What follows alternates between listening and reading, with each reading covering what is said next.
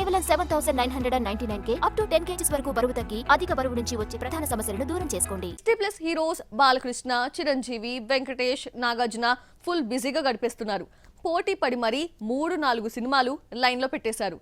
కానీ ఓ 63 ఏళ్ల senior hero మాత్రం కనిపించడం లేదు.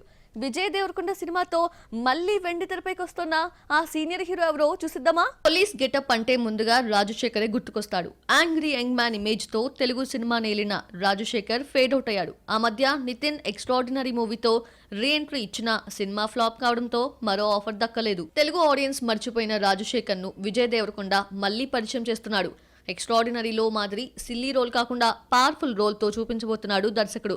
రాజావారు రాణిగారు తీసిన రవికిరణ్ కోలా దర్శకత్వంలో విజయ్ నటిస్తున్నాడు. దిల్ రాజు నిర్మాత. కథ నచ్చడంతో యాంగ్రీ యంగ్ మ్యాన్ ఓకే చెప్పడం, ఆల్రెడీ మేకప్ టెస్ట్ కూడా జరిగిందట. 2017లో వచ్చిన గరుడవేగ తర్వాత రాజశేఖర్ కు హిట్ పడలేదు. కల్కి యావరేజ్ అనిపించుకున్నా ఆ తర్వాత వచ్చిన దెయ్యం, శేఖర్ ఫ్లాప్ అయ్యాయి. మరి రౌడీ హీరో మూవీతో 63 ఏళ్ల వయసులో బౌన్స్ బ్యాక్ అవుతాడేమో చూడాలి.